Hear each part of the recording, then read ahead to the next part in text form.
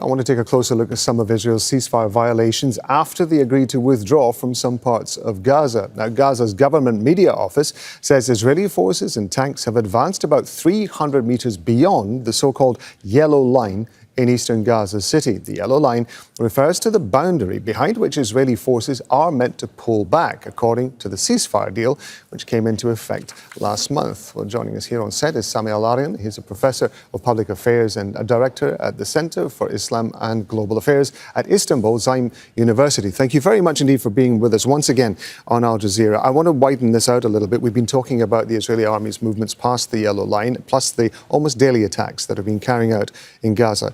We have, sitting over this, the broad structure of Donald Trump's 20-point plan for Gaza. Within that, we've seen the Israeli military activities that I've just mentioned.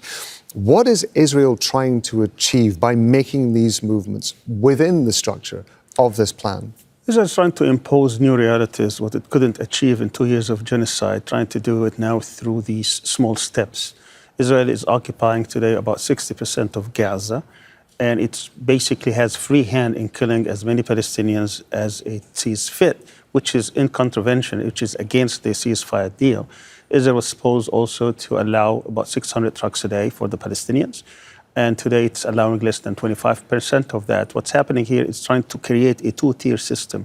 One system to those who will submit to it, to its dictates, those who would be to the east of the yellow line, and another system for the West, trying to pressure the Palestinians to disarm, pressure the Palestinians to leave if they could, force expulsion if you may, because that was the original intent of the Israeli genocide, trying to get as many Palestinians out of Palestine as possible to make Gaza unlivable so that it can reoccupy it.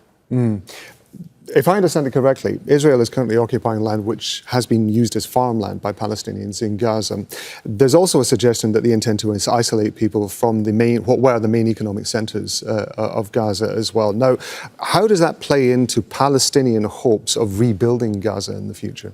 It's a problem because with Israeli occupation, you can't really rebuild or reconstruct anything. I mean, the whole 20-point plan was about stopping the war, stopping the genocide, for Israel to withdraw and to restart Palestinian civil life, and the whole world came, with these plans. But the actual plan now, it sees that there is no any kind of pressure applied on Israel to uphold this plan. Israel is trying to dictate all the means. It's trying to make itself the judge when the Palestinians are going to be reformed, when the Palestinians would be disarmed, and it will decide on these steps because there is nothing here under this plan that will compel it to full withdrawal. Now, Trump's 20-point plan, and a key part of this, which particularly Palestinians picked up on, was that they should be allowed to stay in Gaza if they want to. Equally, they should be allowed to go, but they should also be allowed to return should they choose to leave. That seems to run counter to what you've just been describing about what's happening on the ground in Gaza. Well, the problem with the plan, which has been adopted, unfortunately, by the United Nations Security Council, actually is in contravention of the international law and international humanitarian law. You cannot negotiate away your rights of self-determination, of sovereignty, of the right to resist the occupation. These things are not negotiable. These things are ingrained in international law.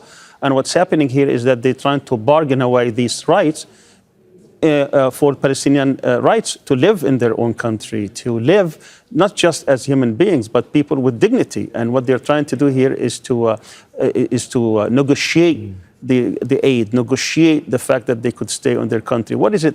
Who is Trump to decide the future of Palestine, totally in isolation of any Palestinian faction, including those who have supposedly been recognizing Israel, who have given it all the guarantees it wants, who signed agreements with Israel towards a two-state solution. What Trump was trying to do was really run around this international agreement, international consensus on a two-state solution. He came after 160 countries came, including many Europeans, to recognize a Palestinian state, and he came with a different program in which it totally ignored any Palestinian rights to statehood, any Palestinian political rights, and he's trying to redefine what the issue is.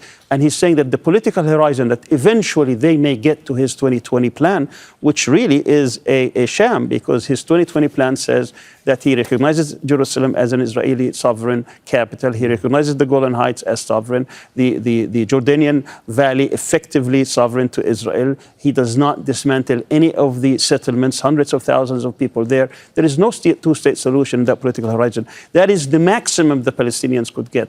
And it is very strange and really unfortunate for the whole world, particularly Arab and Muslim countries, to come to support this plan, which is not going to be or give any incentive to the Palestinians. It's very interesting to get your thoughts on this, Sami Al-Arian. We appreciate it. Thank you very much. Thank you. Don't miss out. Get a full picture. Subscribe to Al Jazeera for reliable news, expert insight. Like, share, stay ahead.